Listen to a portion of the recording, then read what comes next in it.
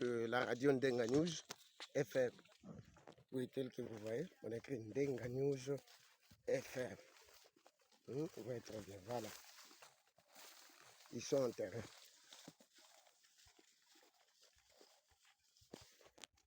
Nous sommes à une trentaine de kilomètres de la ville de Kalemi. Tel que vous le voyez derrière moi, ça c'est des locomotives qui provenaient, je ne sais pas, de Congolo vers Kalemi, mais arrivé à cet endroit. Il y a le pont là-bas, le wagon à composer, mais la tête, qui est la locomotive principale qui a déraillé, jusqu'au point de se trouver au niveau de l'intérieur de ce pont. Il y a deux morts qu'on compte déjà. Sur place, vous-même ici, on a essayé de comptabiliser 5 morts. Il y a aussi des blessés qui ont été conduits par un résine vers Kalemi. Ce qui est un peu marrant est que le locomotive a pris du fait. Et c'est ce qui est un peu bizarre, ce qui est compliqué. C'est déplorable. On nous signale d'ailleurs, comme vous voyez, il y a quelques patients conduits vers Kalemi avec ces bottes. Juste au coin là-bas, il y a encore un mort qu'on venait de nous signaler, ce qui fait un total de 5 personnes qui sont décédées, messieurs et dames. Et voilà, c'est un peu déplorable. Kalemi est en deuil avec la situation que nous voyons ici sur place. Et le locomotive est complètement endommagée.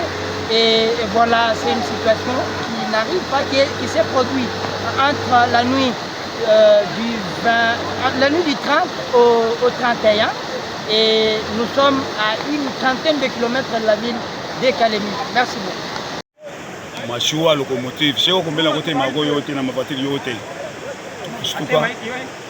tunashtuka locomotive anacha rami yake anaingia amshuka pa kilalo mtoni yeye mwenyewe. Hii ni marifu ana bule mvile tunasafiri kipande kirefu atasafiri kama safari ya hivi. Unasikia? Ndio safari ya kwanza mimi naona mijiza, sasa mimi naona hii.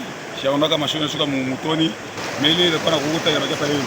Na mashua nakuaga na moto. Bado momai kingo momai kapitena. Wakati tufika 19 mashua hapa. Mashua Deraima sasa mashua tuka muongeze nikala chini. Sasa kitu ni momai sikuwa kuafika huko. Usubuhi na wako ngarai. Kuleta nyuma. Hii ni mijiza. Shaonaka na aba batu hesabu kwanza vya uliona wewe na macho vya walikufa ziko bengi. Mimi naona batu 3 bure sala pale. Sio wale pale waone. Batu 3 bole pale. Akulumia sio ngaba kama. Bali basi kufa bole pale batu 3 bole kufa kwa sala pale aba jikiwa. Ita baba bajiki. Unajua?